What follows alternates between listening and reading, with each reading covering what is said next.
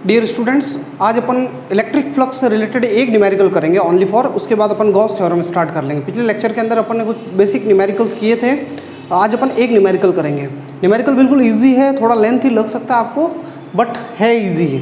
तो एक क्वेश्चन है, the electric field a cube of side A is placed in electric field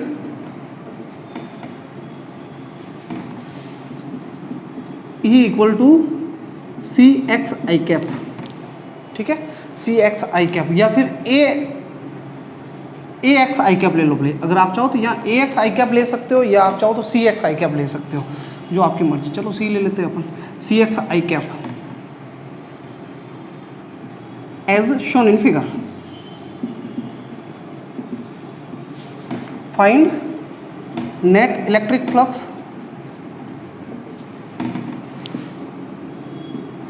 passes through it।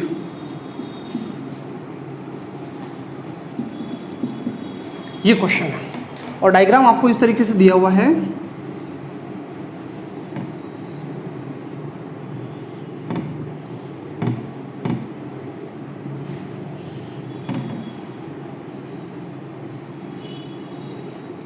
ये x direction है, ये Y direction है, और ये कौन सी डायरेक्शन है बच्चों? जेड डायरेक्शन है। इजी न्यूमेरिकल है। अब थोड़े फास्ट भी चलना है अपन को। ये डिस्टेंस है ना, यहाँ से यहाँ तक इस पॉइंट की डिस्टेंस, ये क्वेश्चन अपन को दे रहा है ए, और इस क्यूब की साइड भी कितनी है? ए। ये आपको इस तरीके से डायग्राम अवेलेबल है। तो अपन इस न्यूमेरिकल को स्टार्ट कर रहे हैं। बच्चों देखो, ये मैं पिछले लेक्चर में समझा चुका हूँ, एक बार मैं आपको वापस एक्सप्लेन कर लेता हूँ। इसमें ज़्यादा अपन को टाइम ख़राब करना नहीं है। लास्ट लेक्चर को आप देखना, जब डाउट क्लास होगी तब वहाँ आप पूछ लेना भाई। जैसे ये क्यूब है और इलेक्ट्रिक फील्ड जो है वो एक्स डायरेक्शन में इधर की तरफ है, इलेक्ट्रिक फील्ड जो है इस डायरेक्शन में। क्लियर? तो अगर मैं कहूँ, देखो आपको किसी सरफेस से, किस सरफेस से इलेक्ट्रिक फ्लक्स पास होगा, तो इलेक्ट्रिक फ्लक्स का फॉर्मूला होता है E S cos theta. Theta zero होगा तो उस फ्लक्स से कॉस जीरो की वैल्यू होती है 1, यानी उस सरफेस से फ्लक्स पास होगा। बट किसी सरफेस के लिए अगर थीटा की वैल्यू 90 डिग्री हो जाती है तो उस सरफेस से पासिंग फ्लक्स जीरो हो जाएगा, क्योंकि cos 90 की वैल्यू क्या होती है बच्चों? जीरो होती है। तो कौन से सरफेस है जिनके लिए थीटा 90 डिग्री होगा, ये आपको देखना है। तो देखो मैं ये बता देता हूँ। जैसे सबसे पहले आप ये ऊपर वाला सरफेस देखो, ये ऊपर वाला सरफेस, इसका नॉर्मल किधर होगा? ये सरफेस ऐसे पड़ा है, तो इसका नॉर्मल कहाँ होगा बच्चों? इसका नॉर्मल ऊपर की तरफ होगा, एरिया ऊपर की तरफ होगा। और इलेक्ट्रिक फील्ड कौन सी डायरेक्शन में? इधर। तो यहाँ पे कितना एंगल बन रहा है इस फेस के लिए? 90 डिग्री। तो इससे पासिंग फ्लक्स जीरो हो जाएगा। ऐसे कैसे? नीचे वाला सरफेस देखो आप, नीचे वाला सरफेस, इससे इसका नॉर्मल कहाँ होगा? नीचे की तरफ होगा। और इलेक्ट्रिक फील्ड तो मैंने किधर बता दिया आपको? एक्स की तरफ। तो इसका भी फ्लक्स 90 डिग्री एंगल बन रहा है, तो इसका भी फ्लक्स जीरो होगा। इसके बाद ये दूसरे दो फेस देखो, ये वाला फेस देखो आप, ये वाला, ये फेस दिख रहा है आपको? ये वाला जो सामने खड़ा है ऐसे, ये ऐसे खड़ा है, दिख रहा है ये वाला फेस? इसका नॉर्मल कहाँ होगा? इसका नॉर्मल बाहर की तरफ होगा। तो इसका नॉर्मल बाहर की तरफ होगा, इलेक्ट्रिक फील्ड एक्स की तरफ है, तो यहाँ पे भी थीटा कितना बन रहा है? 90 डिग्री। और ये पीछे वाला जो सरफेस है, पीछे वाला, यहाँ पर भी थीटा जो है 90 डिग्री है। जैसे मैं आपको बता देता हूँ बच्चों, देखो ये मेरे डस्टर है ना, ये एज ए क्यूब है, ये क्यूब है। इसमें जो ये नीचे वाला सरफेस है, इसका नॉर्मल नीचे है, तो 90 डिग्री एंगल है। इलेक्ट्रिक फील्ड इधर है एक्स में। ऊपर वाला सरफेस जो है, इसका नॉर्मल ऊपर है, तो ये भी 90 डिग्री बना रहा है। ये वाला सरफेस दिख रहा है डस्टर का आगे वाला पार्ट, इसका नॉर्मल कहाँ होगा? इसका नॉर्मल बाहर की तरफ होगा। और जबकि इलेक्ट्रिक फील्ड किधर है? एक्स की तरफ है, तो यहाँ पे भी 90 डिग्री है, इसका भी फ्लक्स। पीछे वाला जो सरफेस है, पीछे वाला, ये पीछे वाला, इसका नॉर्मल कहाँ होगा? पीछे की तरफ, अंदर की तरफ होगा बोर्ड के। और इलेक्ट्रिक फील्ड एक्स, तो 90 डिग्री है।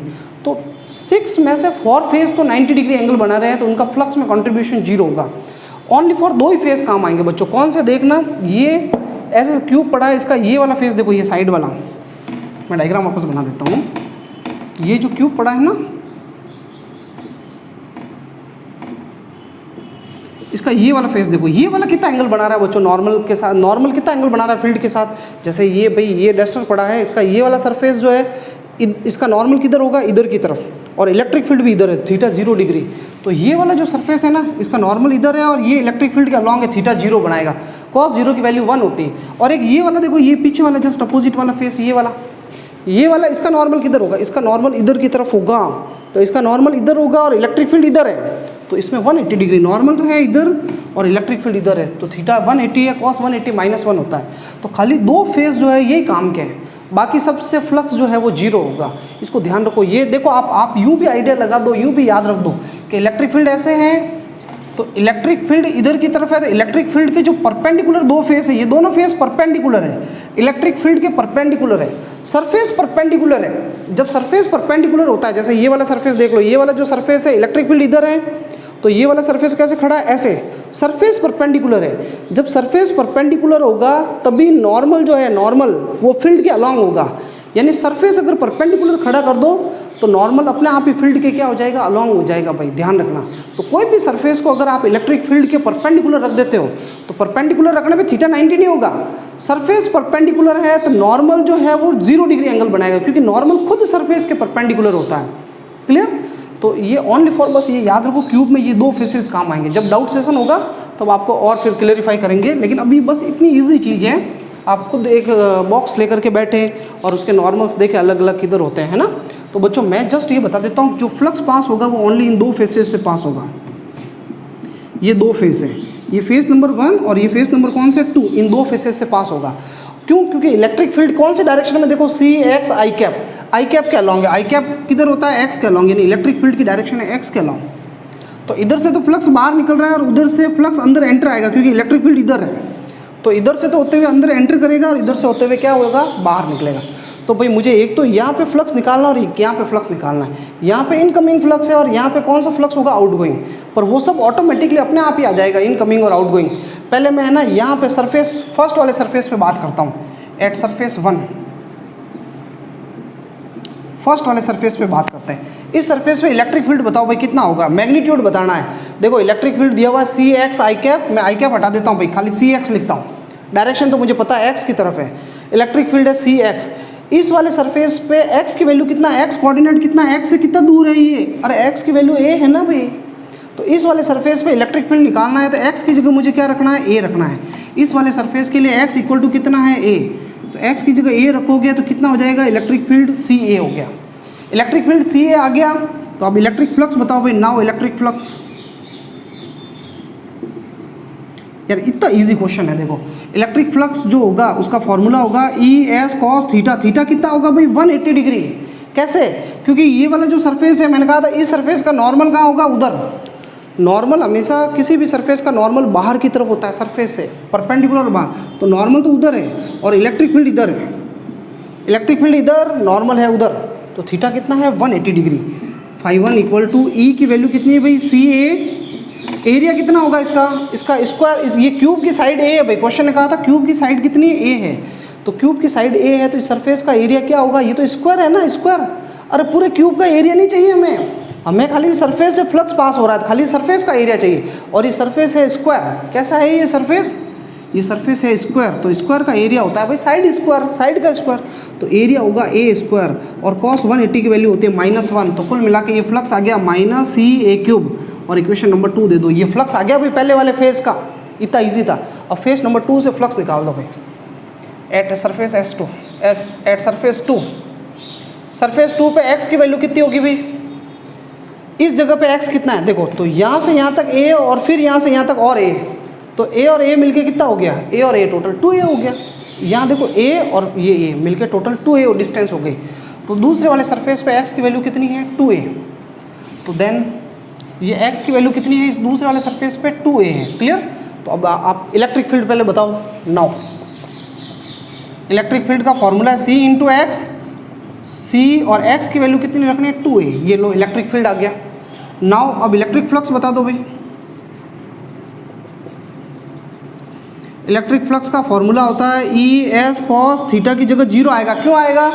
इस वाले सरफेस में, ये वाले सरफेस का नॉर्मल कहाँ होगा भाई, ये वाला जो सरफेस है इसका नॉर्मल कहाँ होगा, बाहर की तरफ, तो इसका नॉर्मल इधर की तरफ होगा, और इलेक्ट्रिक फील्ड भी इधर ही है, तो इसके लिए थीटा 0 डिग्री है। ई कितना, देखो ये लिखा हुआ C2a, और एरिया कितना होता है भाई, ये भी स्क्वायर है, स्क्वायर है, स्क्वायर का एरिया होता है साइड स्क्वायर, तो एरिया होगा a स्क्वायर, और कॉस 0 की वैल्यू होगी 1। तो कुल मिला के ये फ्लक्स कितना आ गया बच्चों, ये 2ca क्यूब, ये फ्लक्स आ गया। इक्वेशन नंबर इसको दे दो 3, ये इसको दे दो 3 और इसको 4 दे दो। तो ये पहले वाले सरफेस का फ्लक्स ये है, और दूसरे वाले सरफेस से फ्लक्स इतना है।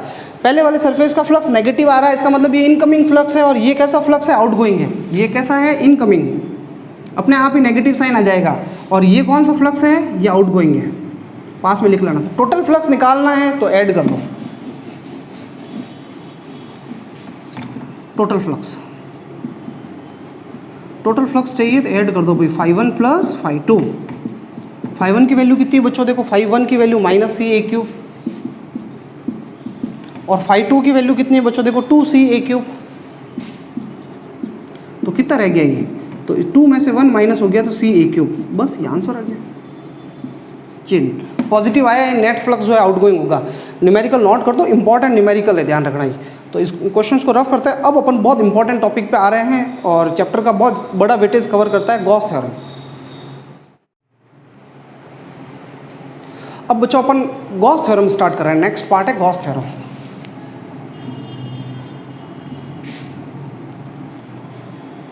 हेडिंग डाल दो आप और स्टेटमेंट लिखो आप। अब सबसे इंपॉर्टेंट टॉपिक तो अब आया है बच्चों, आप भले लास्ट ईयर के पेपर्स उठा के देख लो, एक क्वेश्चन गारंटेड मिलेगा आपको गॉस थ्योरम के ऊपर, गारंटेड एक क्वेश्चन मिलेगा गॉस थ्योरम और इसके एप्लीकेशंस पे, है ना।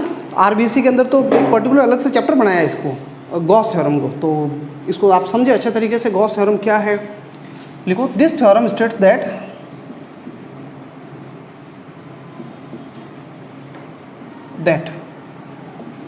The electric flux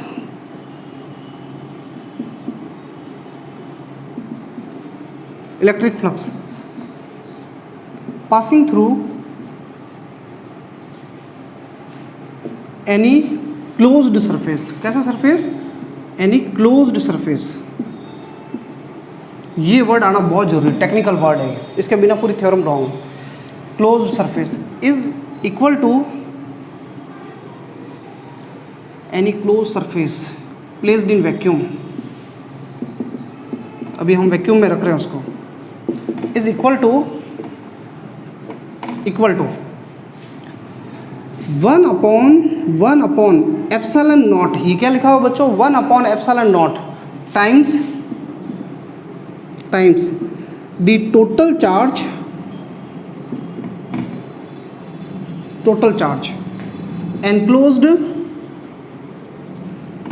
enclosed by that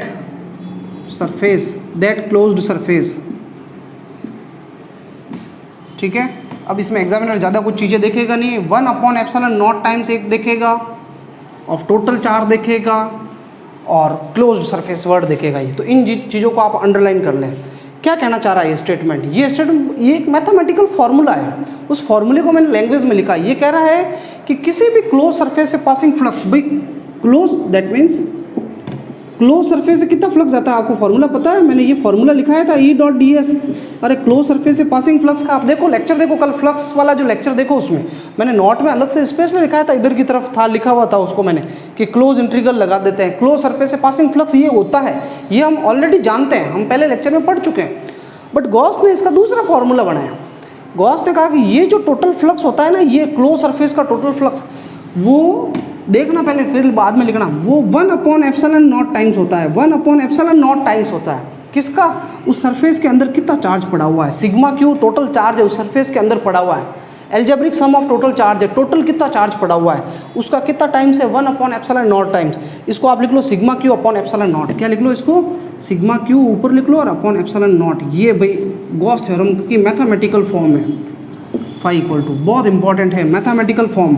अगर जब भी एग्जाम में आ जाए क्वेश्चन कि right the mathematical form of Gauss theorem, तो खाली ये फॉर्मूला लिख लेना आप, और अगर आ जाए right the statement of Gauss theorem, तो पूरा ये लिख के ये भी लिखना है, नहीं तो नंबर कटेंगे, ध्यान रखना। तो बच्चों ये गॉस थ्योरम अब है क्या, ये कोई कॉम्प्लिकेटेड चीज़ नहीं है, ये कह रहा है फ्लक्स है ना, क्या होता है, मतलब क्लोज सरफेस का जो फ्लक्स होता है वो किसके बराबर होता है, खाली ये बता रहा है। ये कह रहा है टोटल चार्ज का कितना टाइम्स है, 1/ε0 टाइम्स है, और ε0 तो आपको पढ़ा हुआ है, परमिटिविटी ऑफ फ्री स्पेस होती है। क्लियर, नीचे मैं बता देता हूँ वेयर। ये जो सिग्मा क्यू है, जैसे ये साइड में आप भाई आप है ना अपनी कॉपी में यहाँ पे कहीं, मैं यहाँ बना रहा हूँ, एक्चुअल जगह नहीं है मेरे, बाकी आप कहीं साइड में एक डायग्राम बना देना, है ना। जैसे ये सरफेस, इसमें ये Q1 चार्ज पड़ा हुआ है, क्लोज सरफेस है, क्लोज है, सब तरफ से पैक है सरफेस, इस Q1 चार्ज पड़ा हुआ है, या -Q2 पड़ा हुआ है, या +Q3 पड़ा हुआ है, और भी बहुत सारे चार्ज पड़े हुए हैं। तो जो सिग्मा क्यू है, अब देखो पॉजिटिव चार्ज से फ्लक्स बाहर निकलेगा, पॉजिटिव चार्ज से नेगेटिव चार्ज से अंदर भी जाएगा फ्लक्स, वापस पॉजिटिव से जो है फ्लक्स बाहर की तरफ भी निकलेगा, तो टोटल कितना फ्लक्स है, तो तो total flux obviously total charge पे तो डिपेंड करेगा, ये तो आपको भी दिख ही रहा है, कितना चार्ज है उस हिसाब से फ्लक्स होगा। पॉजिटिव चार्ज ज़्यादा है तो फ्लक्स बाहर निकलेगा, नेगेटिव चार्ज ज़्यादा है तो इनकमिंग फ्लक्स ज़्यादा होगा। तो ये जो वेयर सिग्मा क्यू जो आया है, सिग्मा क्यू, ये सिग्मा क्यू जो लिखा हुआ है, ये सारे चार्ज का सम है। Q1 जो प्लस का है प्लस का रहेगा, जो माइनस का है वो माइनस का, जो प्लस का है वो प्लस का, ऐसे जितना भी चार्ज है। ये है algebraic sum of enclosed charge, enclosed charge, जो सरफेस के अंदर जो चार्ज पड़ा ना उसका एल्जेब्रिक सम। तो बच्चों ये यहाँ तक लिख लें आप, ये गॉस थ्योरम हो गई पूरी कंप्लीट। ये अब देखो, ये गॉस थ्योरम का फॉर्मूला है, मैथमेटिकल फॉर्म है, इसमें कहीं कंफ्यूजन नहीं आना चाहिए, याद करना है, घोटना है, रटना है आपको, समझा मैंने दिया इसको। सिग्मा, देखो सिग्मा क्यू जो है ये स्पेशली फैक्ट याद रखना, सिग्मा क्यू सरफेस के अंदर वाला चार्ज है। हालांकि सारे फैक्ट्स अपन लिखेंगे पर एक बार इसको प्रूव कर लेते हैं अपन। तो अब पढ़ेंगे अपन proof of Gauss theorem. Proof, अब बच्चों ये गॉस थ्योरम का जो प्रूफ है वो सिमेट्रिक सरफेस के लिए भी कर सकते हैं अपन, नॉन सिमेट्रिक असिमेट्रिक सरफेस के लिए भी कर सकते हैं। पर असिमेट्रिक के लिए अपन कभी जब अपन को टाइम मिलेगा तब करेंगे, अभी अपन सिमेट्रिक सरफेस के लिए कर रहे हैं ना। तो अपन गॉस थ्योरम का जो प्रूफ कर रहे हैं ना वो सिमेट्रिक सरफेस के लिए कर रहे हैं। क्लियर? तो थोड़ी सी लैंग्वेज लिख लेते हैं अपन, लेकिन लैंग्वेज लिखने से पहले एक डायग्राम बना देते हैं। देखो ये एक स्फीयर है, स्फीयर तो सिमेट्रिक होता है, चारों तरफ से एक जैसा दिखता है, ये स्फीयर है। अब ये जो मिड पॉइंट, ये सेंटर है स्फीयर का, इस सेंटर के ऊपर मैंने है ना एक चार्ज को रख दिया, प्लस क्यू चार्ज को। कौन से चार्ज को रख दिया मैंने? प्लस क्यू चार्ज को रख दिया। और इससे r डिस्टेंस पर ये कोई पॉइंट P है, P पॉइंट है। क्लियर? P पॉइंट पर मैंने एक छोटा सा एरिया का एलिमेंट लिया भाई, एरिया एलिमेंट, इसको कहते हैं एरिया एलिमेंट। एरिया की डायरेक्शन किधर होगी बच्चों? एरिया की डायरेक्शन होती है नॉर्मल के अलाउंग। तो ये जो स्फीयर है इसका नॉर्मल, ये स्फीयर ऐसे अंदर खड़ा है ये सरफेस, तो इसका नॉर्मल किधर होगा? इधर की तरफ ही होगा। तो नॉर्मल जो छोटा सा एरिया लिया इसलिए मैं ds कह देता हूँ, बाहर की तरफ। और इस पॉजिटिव चार्ज का इस पॉइंट पे इलेक्ट्रिक फील्ड किधर होगा? तो ये भी आपको बताया हुआ है, किसी पॉजिटिव चार्ज का किसी पॉइंट पे इलेक्ट्रिक फील्ड कहाँ होता है? बाहर की तरफ होता है, आउटवर्ड होता है। तो ये इतना सा डायग्राम है, बस ज़्यादा कोई झंझट है भी नहीं इसमें। हाँ, असिमेट्रिक सरफेस लेंगे ना उसके अंदर फिर पूरा अपन को सॉलिड एंगल और सब बनाने पड़ते हैं, तो वो बाद में बताएंगे आपको, नो डाउट। अभी अपन को ये याद रखना है। तो ये एक सरफेस है, इसको बोलते हैं गॉसियन सरफेस। क्या बोलते हैं? Gaussian surface. ये क्यों लिया मैंने सरफेस? क्योंकि गॉस थ्योरम आप जब भी लगाते हो तो बच्चों चार्ज जो है, जो भी चार्ज रखा हुआ वो चारों तरफ से पैक होना चाहिए। मैंने आपको अंडरलाइन कराया था ना, क्लोज्ड सरफेस। तो चार्ज पहले क्लोज होना चाहिए, चारों तरफ से पैक होना चाहिए, सराउंडेड होना चाहिए। तो मैंने इसको क्लोज कर दिया कि स्फेरिकल सरफेस है जिसकी रेडियस कितनी है? स्मॉल r है। तो अपन थोड़ी सी लैंग्वेज लिख लेते हैं। Let a charge small q is placed at centre of spherical Gaussian surface. Gauss नाम है भाई आदमी का, तो इसलिए G कैपिटल आएगा। Gaussian surface of radius r। Clear? अब ये r रेडियस का गॉसियन सरफेस है और पॉइंट P लिया हुआ है ना। Consider small area, consider on small area element ds। छोटी सी बेटा थोड़ी बहुत लैंग्वेज तो आपको लिखनी पड़ेगी, है ना। कंसीडर स्मॉल एरिया, ये ds at P at surface. इस सरफेस के P पॉइंट पे मैंने छोटा सा एरिया ले लिया, ठीक है। अब मुझे इस P पॉइंट पे इलेक्ट्रिक फील्ड बताओ भाई क्या होगा?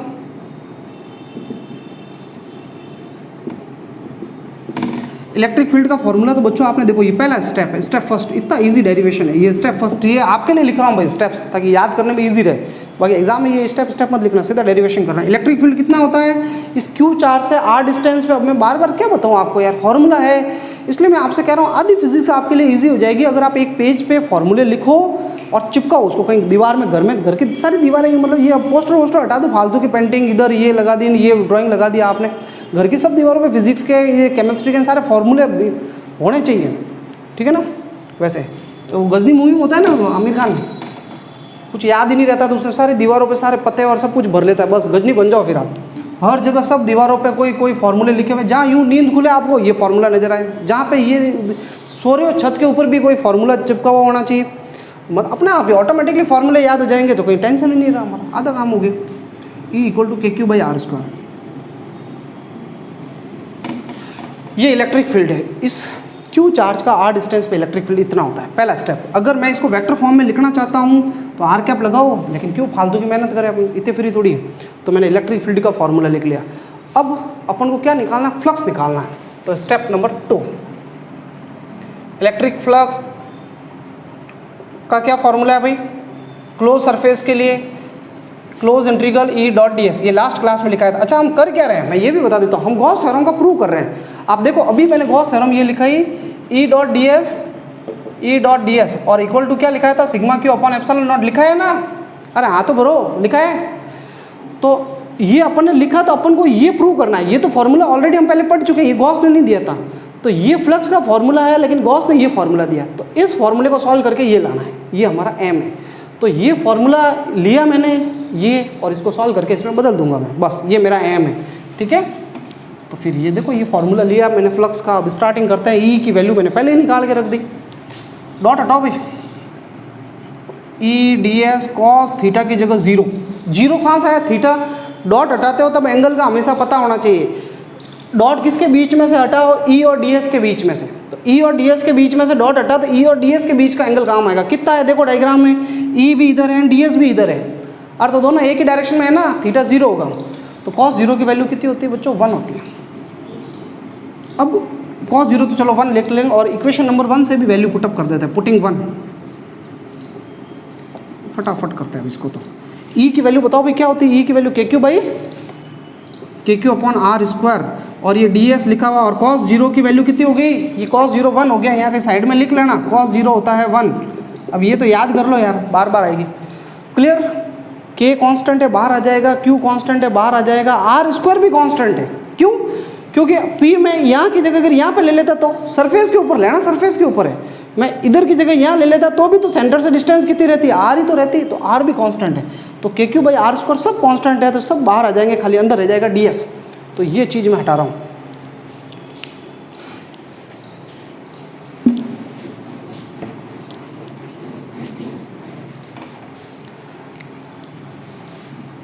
फाइव इज इक्वल टू के क्यू बाई आर स्क्वायर बाहर आ जाएगा, अंदर खाली रह गया डी एस। डी एस क्या है, अब इस चीज़ को पकड़ लो, आगे पिछले 2 डेरिवेशन के अंदर, 2-3 डेरिवेशन के अंदर यही काम आएगा। एक और इजी डेरिवेशन था पर वो सिलेबस में रहा नहीं है, पर वापस क्या पता अगले साल जुड़ जाए, तो उसको बाद में देखेंगे। तो डी एस जो है, डी एस है छोटा सा एरिया भाई, ये ध्यान रखें। और डी एस का इंटीग्रेशन करोगे आप, तो आप क्या लिखते हो, एस लिखते हो ना, एस भाई, डी एस का इंटीग्रेशन एस लिखते हो। एस का मतलब होता है टोटल एरिया, पर हमें तो यह स्पेयर है, स्पेयर, और इसका टोटल एरिया ऑलरेडी हमें पता है भाई। डी एस का इंटीग्रेशन आप एस लिख सकते हो, पर यहाँ एस की वैल्यू है हमारे पास। एस का मतलब है टोटल एरिया, और स्पेयर का टोटल एरिया होता है 4 पाई आर स्क्वायर। इसलिए अब आप दिमाग में रखो कि डी एस होता है छोटा सा एरिया, और इंटीग्रेशन करेंगे तो पूरा एरिया आएगा, और गॉसियन सरफेस का पूरा एरिया ये गॉसियन सरफेस का एरिया होगा। तो मैं इस डी एस का जो इंटीग्रेशन है इसकी वैल्यू लिख लेता हूँ 4 पाई आर स्क्वायर। डी एस का मतलब छोटा एरिया, इंटीग्रेशन का मतलब पूरा एरिया, और पूरा एरिया होगा 4 पाई आर स्क्वायर। आंसर आ गया हमारा, है ना। ये स्टेप नंबर 2 था, जो हमने वैल्यू पुटअप की वो स्टेप नंबर 3 था, ये स्टेप 3 था बच्चों, वैल्यू पुटअप करनी। लास्ट ये स्टेप 3 ही चल रहा है। के कितना होता है आप लोगों को पता है, 1/4 pi epsilon not. Q upon में आर स्क्वायर पड़ा है, 4 पाई आर स्क्वायर भी पड़ा है। आर स्क्वायर से आर स्क्वायर कट गया, 4 पाई से 4 पाई कट गया, कुल मिलाकर हमारे पास के की वैल्यू तो पता है ना, के होता है 1/4 पाई एप्सिलॉन नॉट। साइड में कहीं बता दो आप कि के कितना होता है। कुल मिलाकर अब क्या बच गया, क्यू रह गया और अपॉन क्या रह गया, एप्सिलॉन नॉट। देखो यही तो है गॉस थ्योरम, और भाई यही तो है गॉस थ्योरम। इक्वेशन नंबर शायद मेरे ख्याल से मैंने और कहीं नहीं दिया, यही 2 इक्वेशन नंबर, ये गॉस थ्योरम ही तो है। क्योंकि गॉस थ्योरम होती है कि जो क्लोज सरफेस से पासिंग टोटल फ्लक्स होगा sigma Q upon epsilon not होगा। सिग्मा क्यू टोटल चार्ज होगा, और मैंने यहाँ पे चार्ज, टोटल चार्ज जो है ओनली फॉर क्यू लिया है, इसलिए क्यू आया है यहाँ पर। तो अब कुल मिलाकर के यही गॉस थ्योरम का फॉर्मूला है, यही गॉस थ्योरम। नीचे एक लाइन लिख लो, दिस इज गॉस थ्योरम। आ गया भाई गॉस थ्योरम। और बहुत सारे चार्ज हो तो सबके फ्लक्स ऐड हो जाएंगे, तो सिग्मा क्यू लग जाता है ना, वो हमें लगाने की जरूरत नहीं। आपको यहाँ पे एक लाइन लिख लो, बोले इन जनरल, इन जनरल। अगर जनरल फॉर्म में कहना चाहूँ तो ये सिग्मा क्यू लग जाएगा, क्यू की जगह क्या लग जाएगा, सिग्मा क्यू। अगर बहुत सारे चार्ज होंगे ना तो सिग्मा क्यू लग जाएंगे। क्लियर, ये गॉस थ्योरम कंप्लीट हो गई। अब बच्चों देखो इसका एक लास्ट एक मेन कंक्लूजन मैं बता रहा हूँ आपको। ये गॉस थ्योरम तो निकल गई, ये अगर आपको कहे कि ये गॉस थ्योरम में जो ये फ्लक्स है वो किस पर डिपेंड कर रहा है, तो आप एक बात नोटिस करोगे, बहुत इंपॉर्टेंट बात नोटिस करोगे। अगर मैं मान लो सरफेस की रेडियस r की जगह डबल कर दो, 2r रेडियस का स्पेयर ले लो, थोड़ा बड़ा कर दो स्पेयर को, तो क्या कोई फ़र्क पड़ेगा फ्लक्स के ऊपर? तो आप खुद देखो कि इस फॉर्मूले में कहीं r आया क्या? तो r कहीं आया ही नहीं है। तो आप रेडियस भले डबल कर दो, ट्रिपल कर दो, कितने भी कर दो ना, कोई फ़र्क नहीं पड़ेगा फ्लक्स के ऊपर। यानी जो गॉस थ्योरम में जो इलेक्ट्रिक फ्लक्स होता है does not depend upon the size of Gaussian surface, size of close surface is, it does not depend, बिल्कुल भी डिपेंड नहीं करता है। पहली बात तो ये साइज़ पे डिपेंड नहीं करता फ्लक्स। दूसरी और एक इंपॉर्टेंट कंक्लूजन कि अच्छा मैंने ये स्पेयर लिया, स्पेयर की जगह मैं सिलेंडर ले लेता अगर क्लोज सरफेस, या क्यूब ले लेता, या क्यूबॉइड ले लेता, या कोई ऐसे टेढ़ा-मेढ़ा कोई शेप ले लेता, तब फ्लक्स के फॉर्मूले में क्या चेंज आ जाता? तो तब भी कोई चेंज नहीं आता, क्योंकि यहाँ तो ओनली फॉर क्यू आ रहा है और ओनली एक एप्सिलॉन नॉट आ रहा है। क्यू तो चार्ज पे डिपेंड कर रहा है, इसका मतलब फ्लक्स, और एप्सिलॉन नॉट तो कांस्टेंट है ना। तो साइज़ भी मैं कैसे भी ले लूँ ना, तो भी फ्लक्स पे कोई फ़र्क नहीं पड़ेगा। इसका मतलब ये क्लियर हो गया कि जो फ्लक्स थ्रू क्लोज सरफेस है वो डिपेंड नहीं करता है shape and size of close surface, Gauss theorem depend नहीं करती। तो आप लिखोगे here we can observe that, ये क्वेश्चन भी ऐसे ही बनता है बच्चों कि प्रूव करो कि ये फ्लक्स जो है वो इस पे डिपेंड नहीं करता शेप एंड साइज पे, तो पूरा डेरिवेशन करना है in Gauss theorem. Here we can observe that in Gauss theorem the electric flux does not depend upon shape and size of closed surface, या closed की जगह आप खाली लिख लो Gaussian surface, ये लाइन लिख लो लास्ट एंड फाइनल। ये Gauss theorem का प्रूफ हो गया भाई। अब इससे रिलेटेड अपन कुछ इंपॉर्टेंट फैक्ट्स के ऊपर बात करते हैं। ये मैं पूरा रफ कर रहा हूँ, आप इसको नोट डाउन कर लें। अब बच्चों हम कुछ फैक्ट्स लिखेंगे अबाउट गॉस थ्योरम।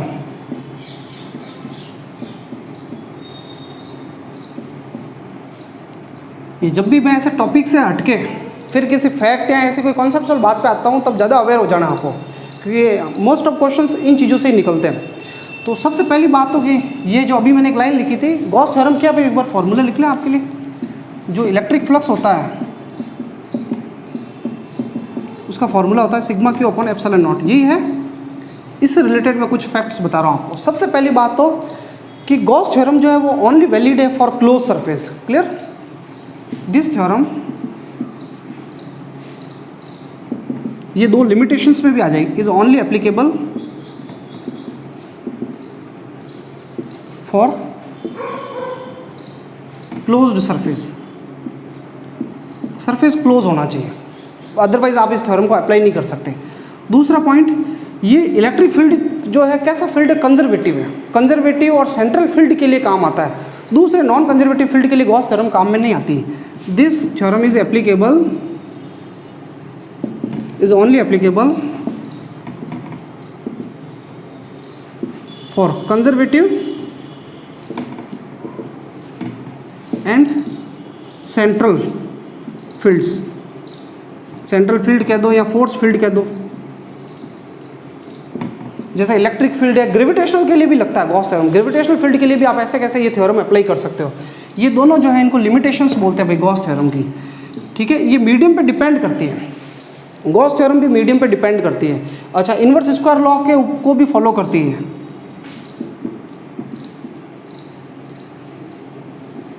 ठीक है, या ये लिख लो ना आप, this theorem is applicable for conservative central force field.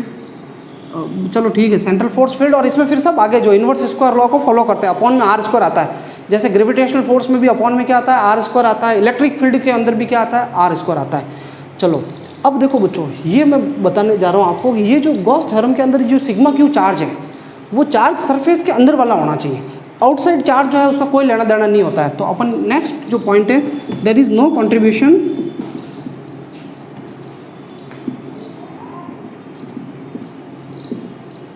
in electric flux of charge outside the closed surface, only inside charges, inside या एनक्लोज चार्जेस आर यूजफुल। क्या मतलब हुआ इसका? देखो जैसे आपको ये कोई क्लोज सरफेस है, इसमें एक अंदर चार्ज पड़ा हुआ है Q1 और एक चार्ज बाहर पड़ा हुआ है Q2। तो जब आप गॉस थ्योरम अप्लाई करोगे, तो गॉस थ्योरम जब अप्लाई करोगे आप sigma Q upon epsilon not लगाओगे, तो उसमें टोटल चार्ज जो लोगे आप, टोटल चार्ज, उस टोटल चार्ज में Q1 आएगा ओनली फॉर, ये बाहर वाला चार्ज काम में नहीं आएगा। इसका कोई रोल नहीं होता है इस सरफेस से निकलने वाले फ्लक्स में। क्यों नहीं होता है? क्योंकि चार्ज बाहर पड़ा है। मान लो इस चार्ज से देखो चार्ज से इलेक्ट्रिक फील्ड तो निकलेगा ही निकलेगा, इलेक्ट्रिक फील्ड लाइन।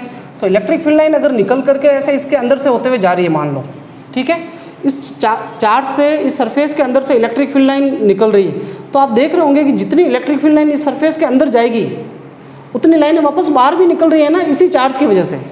तो जितनी लाइनें अंदर आ रही है उतनी लाइनें वापस बाहर भी निकल रही है। तो टोटल इनकमिंग फ्लक्स जो होता है वो तो हम नेगेटिव लेते हैं और आउटगोइंग फ्लक्स क्या होता है? पॉजिटिव। तो टोटल फ्लक्स जीरो हो गया, इस चार्ज का जीरो हो गया।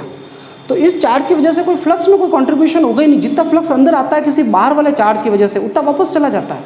खाली अंदर वाला चार्ज यूजफुल है। क्यों अंदर वाला क्यों यूजफुल है? क्योंकि इससे तो लाइनें सारी बाहर के बाहर ही निकलेगी अगर पॉजिटिव है तो, और नेगेटिव है तो या तो अंदर आएगी तो फिर अंदर ही आएगी, या बाहर जाने तो बाहर ही जाएगी। लेकिन जो आउटसाइड वाला चार्ज होता है उससे लाइनें अंदर जाकर के फिर बाहर निकलती है। तो अंदर जाने वाली लाइनें तो इनकमिंग फ्लक्स में काउंट हो जाती है नेगेटिव, और बाहर निकलने वाली जो है वो पॉजिटिव के अंदर काउंट हो जाती है। तो बच्चों मैं यही सिंपल सी बात कहूँगा आपको कि फ्लक्स के अंदर जो है अगर कोई चार्ज बाहर पड़ा हुआ है तो इस चार्ज का फ्लक्स जो है वो जीरो होता है। अगर चार्ज सरफेस के अंदर कोई चार्ज नहीं, सिग्मा क्यू जीरो है, तो फ्लक्स की वैल्यू भी क्या होगी? फाई जीरो होगा, क्योंकि इससे जितना फ्लक्स अंदर गया बाहर निकल गया वापस। चार्ज तो मतलब फ्लक्स तो तभी होगा जब चार्ज अंदर होगा। क्लियर? टोटल चार्ज अंदर होगा, और अगर अंदर टोटल चार्ज होगा तो फ्लक्स होगा, और अगर टोटल फ्लक्स होगा तो फिर इसका मतलब है अंदर चार्ज है ही है। तो इसका मतलब फ्लक्स का आना एक तरीके से ये बताता है कि उस सरफेस के अंदर चार्ज पड़ा है, सोर्स पड़ा हुआ है। ठीक है, तो ये आपको ये इंपॉर्टेंट कॉन्सेप्ट था, ये ध्यान रखना। लेकिन वापस मैं इसी फॉर्मूले पर आ रहा हूँ, ये जो चार्ज है वो तो कौन सा? ओनली फॉर सरफेस के अंदर वाला इनसाइड चार्ज है। लेकिन जो इलेक्ट्रिक फील्ड है, किसी भी जगह पे आप इलेक्ट्रिक फील्ड निकालोगे बच्चों, कहीं पर भी किधर भी इलेक्ट्रिक फील्ड निकालते हो आप इस थ्योरम के अंदर, तो इलेक्ट्रिक फील्ड जो है वो दोनों चार्ज की वजह से होगा, इनसाइड और आउटसाइड। तो ये भी अपन लाइन लिख लेते हैं।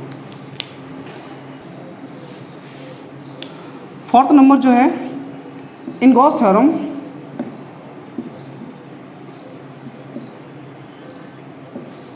Electric field will be due to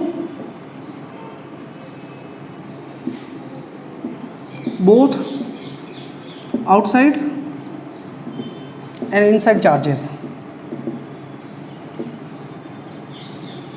ठीक है, क्लोज सरफेस के, यानी ये जो हम गॉस थ्योरम का जो फॉर्मूला लगाते हैं E dot D S sigma Q upon epsilon nought, ये चार्ज तो ओनली फॉर आउटसाइड होता है, सॉरी इनसाइड हो, और ये जो E होता है ये इनसाइड प्लस आउटसाइड दोनों चार्जेस की वजह से होता है, और ये इनसाइड सरफेस के अंदर वाला होता है। ये इंपॉर्टेंट कॉन्सेप्ट हो गया। नेक्स्ट लास्ट पॉइंट है फिफ्थ, ये मीडियम पे कैसे डिपेंड करता है।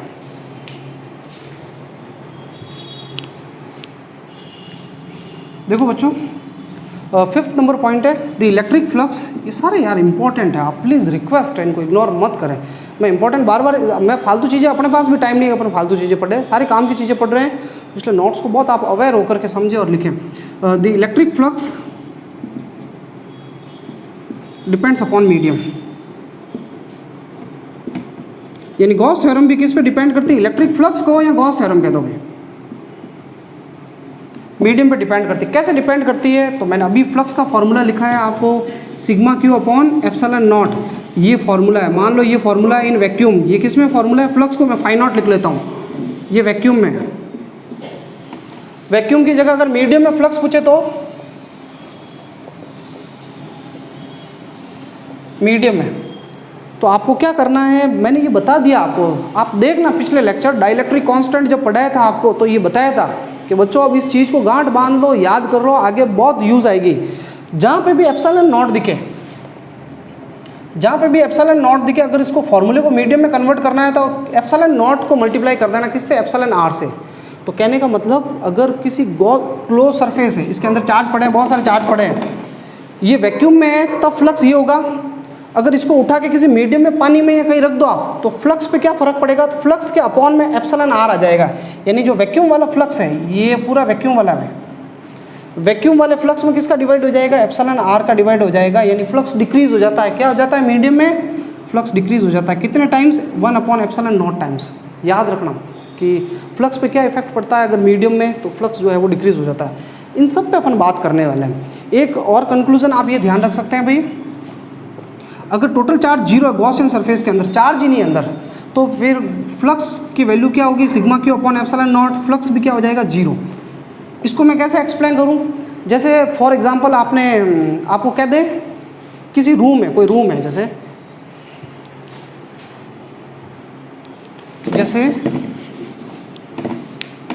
या कोई क्लोज सरफेस है, इसमें है ना मैंने एक डाइपोल रख दिया। डाइपोल का मतलब क्या होता है, माइनस क्यू और प्लस क्यू का पेयर। अब आपसे पूछे टोटल फ्लक्स बताओ कितना होगा, तो बच्चों टोटल फ्लक्स आपसे पूछे तो टोटल फ्लक्स में आप क्या करोगे, चार्ज को ऐड ही तो करोगे। Total charge upon epsilon not, sigma Q upon epsilon not, तो ऐड करो टोटल चार्ज को। तो प्लस क्यू और माइनस क्यू को ऐड करो तो कितना हो जाएगा टोटल चार्ज। अरे ये तो जीरो हो गया, तो टोटल चार्ज जीरो हो गया, तो इसलिए फ्लक्स भी क्या हो गया, जीरो। यानी अगर किसी मीडियम के अंदर टोटल चार्ज जीरो होता है तो फ्लक्स भी क्या होगा, जीरो। ये इंपॉर्टेंट कंक्लूजन है। यानी चार्ज नहीं है तो फ्लक्स भी नहीं होगा, और फ्लक्स नहीं है तो टोटल चार्ज भी जीरो होगा सरफेस के अंदर। तो किसी सरफेस से फ्लक्स का निकलना, जैसे भाई मैंने अगर आपको कोई सरफेस दे दिया, और मैंने कह दिया उससे फ्लक्स निकल रहा है, नेट फ्लक्स निकल रहा है, कुछ लाइनें अंदर भी जा रही है, लाइनें बाहर भी आ रही है, पर नेट फ्लक्स जब आपने निकाला तो कुछ न कुछ आंसर आ रहा है, कुछ न कुछ आ रहा है आपके, कुछ न कुछ फ्लक्स आ ही रहा है। तो कुछ आंसर आ रहा है, इसका मतलब इसके अंदर चार्ज जीरो नहीं है चार्ज। अब अगर पॉजिटिव फ्लक्स आ जाए, इसका मतलब टोटल चार्ज जो है, नेट जब निकालोगे आप टोटल, तो पॉजिटिव फ्लक्स आ रहा है तो इसका मतलब पॉजिटिव चार्ज पड़ा है, और टोटल फ्लक्स नेगेटिव आ रहा है तो इसका मतलब अंदर नेगेटिव चार्ज ज़्यादा है। लेकिन चार्ज, टोटल चार्ज जीरो नहीं है अगर फ्लक्स आ रहा है तो। बाहर वाले चार्ज से तो हमें कोई लेना देना ही नहीं है, आउटसाइड वाले चार्ज से। तो बच्चों मैं इतनी सी बात ये कहूँगा कि फ्लक्स, ये भी बहुत इंपॉर्टेंट कंक्लूजन है कि चार्ज है तो फ्लक्स होगा, और फ्लक्स अगर है तब चार्ज भी होगा, श्योर। ये दोनों बातें कन्वर्स, एक दूसरे की उल्टी जो है, दोनों ही सही है, ठीक है। जैसे अभी बात डाइपोल की चल ही रही थी, अगर मैं कह दूँ इस रूम के अंदर 10 डाइपोल्स पड़े हैं तो टोटल कितना फ्लक्स निकलेगा। तो रूम क्लोज है, 10 डाइपोल है, तो 10 डाइपोल है तो 10 ही प्लस होंगे और 10 ही क्या होंगे, माइनस। तो प्लस और माइनस मिलकर कितना हो जाएगा, जीरो। तो टोटल इलेक्ट्रिक फ्लक्स जीरो होगा। तो क्वेश्चन अगर आ जाए कि भाई 10 डाइपोल्स, या मैं आपके लिए नोट में यूँ लिख लेता हूँ ना, क्वेश्चन फिर आगे अवेलेबल कराएंगे कि electric flux due to dipole,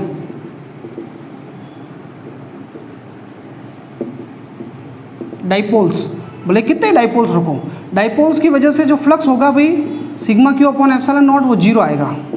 क्यों आएगा जीरो, क्योंकि चार्ज जीरो है। डाइपोल की वजह से चार्ज क्या होता है, जीरो, इसलिए फ्लक्स भी क्या आएगा, जीरो, कोई फ़र्क नहीं पड़ेगा, ठीक है। अब अपन ये गॉस थ्योरम से रिलेटेड अपन ने इतने सारे फैक्ट्स पढ़ लिए, हालांकि बहुत सारे फैक्ट्स है, बहुत सारे कॉन्सेप्ट भी हमारे पास करने के लिए, पर वो मोस्ट ऑफ कॉन्सेप्ट हमारे न्यूमेरिकल्स में कवर हो जाएंगे। तो आप एक बार इसको नोट डाउन कर लें सब।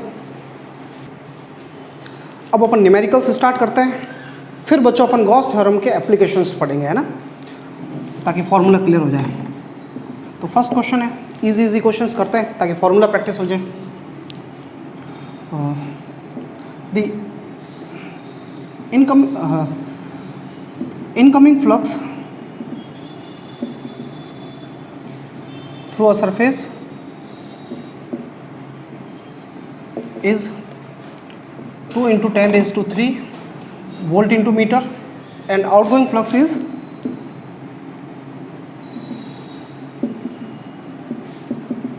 8 × 10⁻³ volt into meter. Find total charge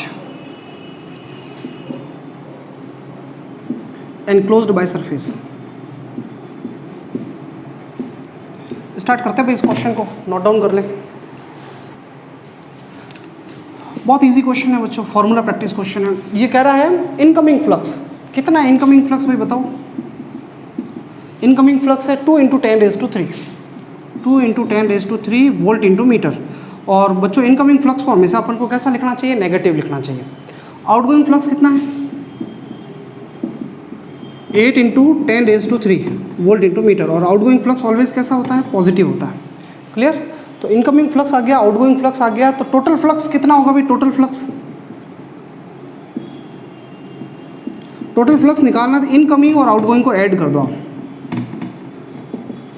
तो ये तो है -2 × 10⁻³ और वो है 8 × 10⁻³ कितना रहा, तो दोनों में से 10⁻³ तो कॉमन आ जाएगा। फिर जैसे ही कॉमन लोगे तो 8 में से 2 माइनस हो जाएंगे, दोनों की पावर एक जैसी है, कॉमन लेते ही अंदर रह जाएगा 8 और ये -2, तो 8 में से 2 गए तो कितना रह गया, 6 रह गया वोल्ट इंटू मीटर। ये टोटल फ्लक्स आ गया। अब भाई अपन को तो चार्ज निकालना है। Now according to Gauss theorem,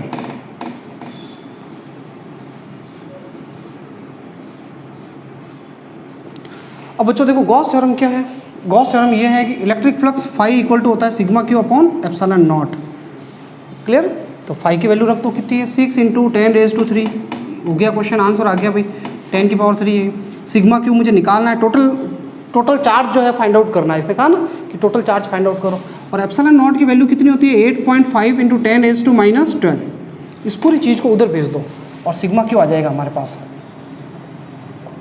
इस पूरी चीज़ को उधर भेज दो, 6 × 10⁻³ और ये 8.85 × 10⁻⁻12 मल्टीप्लाई कर दो, आंसर आ जाएगा।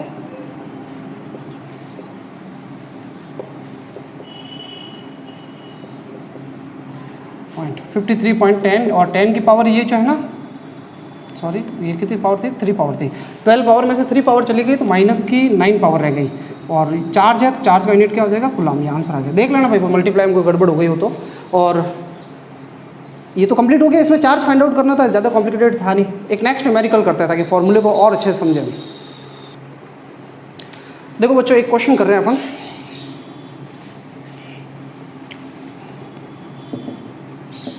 फाइंड इलेक्ट्रिक फ्लक्स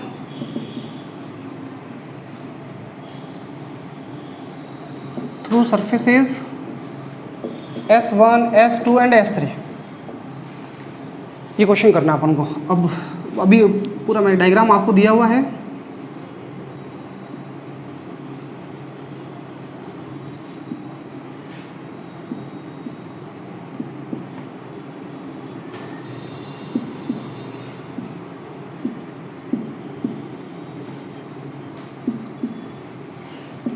गिवन आपको क्वेश्चन के अंदर ही गिवन है Q1 इक्वल टू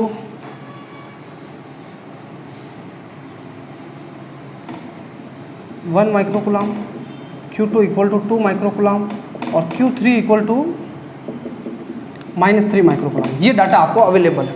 और जो 3 सरफेसेज है S1, S2 और S3 से निकलने वाला फ्लक्स निकालना। आप नोट डाउन कर दो क्वेश्चन को, फिर अपन सॉल्व करते हैं। मैं यहाँ से सॉल्व करना स्टार्ट कर रहा हूँ, ठीक है बच्चों।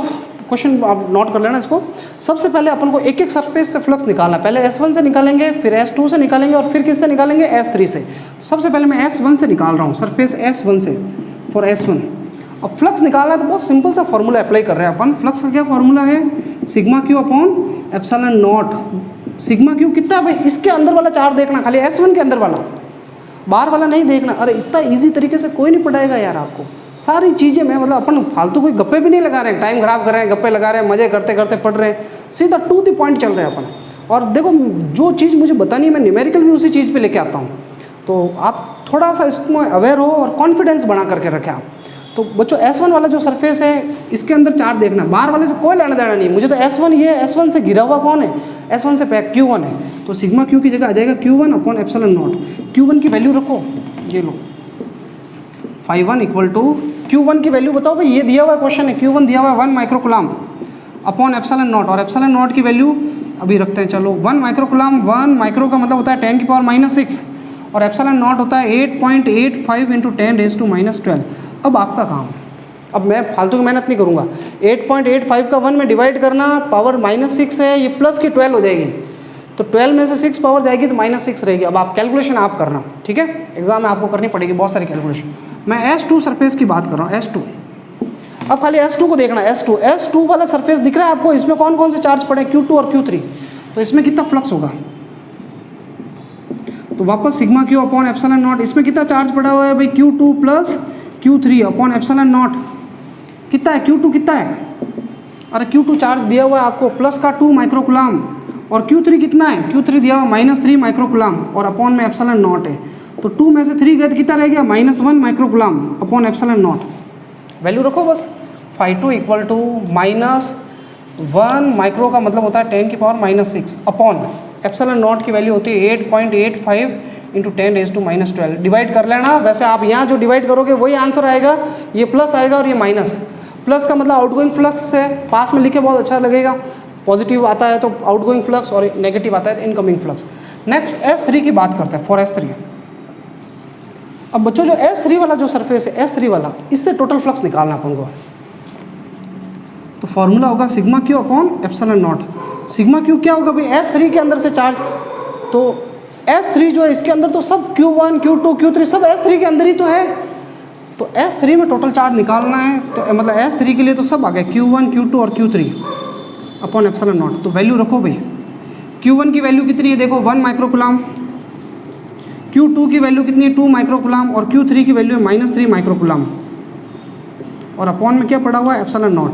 अब 1 + 2 मिलके कितना हो गया 3, 3 में से 3 गए तो कितना रह गया भाई आंसर, 0 कट गया, पूरा 0 आ गया फ्लक्स। तो ये टोटल कंप्लीट फ्लक्स जो है वो क्या हो गया, 0 हो गया। समझ में आ गया होगा। ये न्यूमेरिकल अपन अगले, अपने पास और भी न्यूमेरिकल से करने के लिए, और फिर कुछ न्यूमेरिकल्स अपन अगले लेक्चर में करेंगे और फिर अपन गॉस थ्योरम का एप्लीकेशन जो है वो भी स्टार्ट कर देंगे, है ना। Thank you.